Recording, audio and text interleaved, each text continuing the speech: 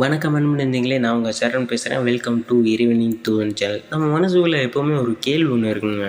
என்னென்னா, ஏன் என் வாழ்க்கை மட்டும் இவ்வளோ கஷ்டமாக இருக்குது, ஏன் அந்த ஆண்டவன் என்னை மட்டும் இவ்வளோ சோதிக்கிறான் அப்படின்ற கேள்வி நம்ம எல்லாத்துக்குமே இருக்கும். இதுக்கான பதில் ஒரு குட்டி கதை ஒன்று சொல்கிறேங்க. புத்த மதத்துலேருந்து சொல்லப்படுற இந்த கதை உங்களுக்கு ஒரு தன்னம்பிக்கையை கொடுக்கலாம். எனக்குமே அப்படி தான் கொடுத்துச்சு. இப்போது அந்த கதைக்குள்ளே போவோமா? ஒரு கிராமத்தில் சிறுநோட்டம் ஏரிக்கரையில் விளையாட போகிறான். அப்போது என்னை காப்பாற்று அப்படின்னு முதல்ல பரிதாபமாக கத்துது. அதை பார்க்குற சிறுவன் பயந்து போனாலும் முதல்ல கதறிக்கிட்டே உதவி கேட்குறனால, உன்னை வலையிலேருந்து விடுவிச்சா நீ என்னை சாப்பிட்டுடுவேன், நான் மாட்டேன் அப்படின்னு சொல்கிறான். ஆனால் முதல்ல கண்ணீர் விடுது. நான் உன்னை சத்தியமாக சாப்பிட மாட்டேன், என்னை காப்பாற்று அப்படின்னு கேட்குது. முதலோட பேச்சை நம்பி சிறுவனும் வலையை அறுக்க ஆரம்பிக்கிறான். ஆனால் திடீர்னு முதல்ல சிறுவனோட காலை பிடிச்சிருது.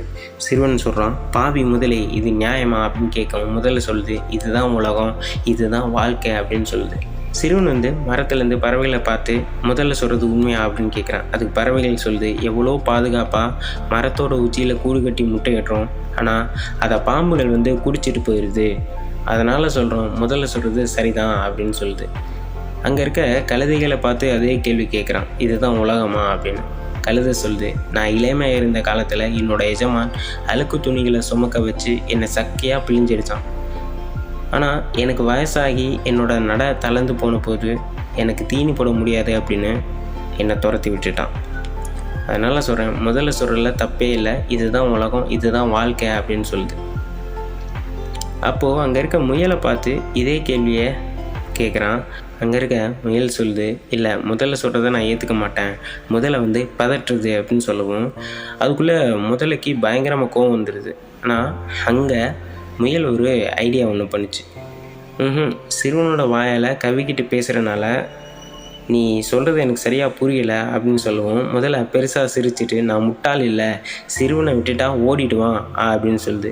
அதுக்கு முயல் சொல்லுது, புத்தி இல்லாத முதலையே, உன் வாளோட பலத்தை கூடவா நீ மறந்துட்ட, சிறுவனோட முயற்சித்தா வாளால் அவனை ஒரே அடியில் வீழ்த்தி பிடிச்சு விட முடியுமே அப்படின்னு சொல்லவும் அந்த முதலை சிறுவனை விடுவிச்சிட்டு பேச தொடங்குது. அப்போது முயல் சொல்லுது, நிற்காத ஓடிடுன்னு சொல்லவும் அங்கேருந்து சிறுவன் ஓடிடுறான்.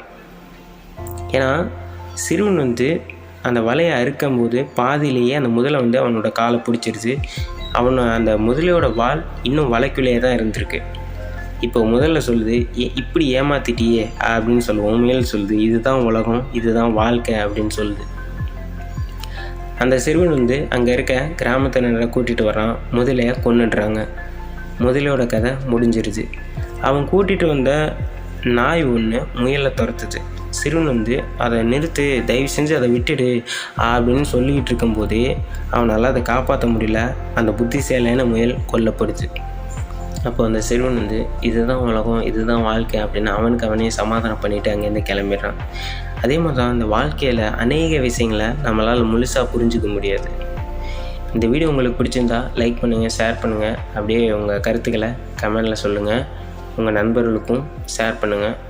இதே மாதிரி அடுத்த ஒரு நல்ல கருத்தோடு உங்களை சந்திக்கிறேன். நன்றி, வணக்கம்.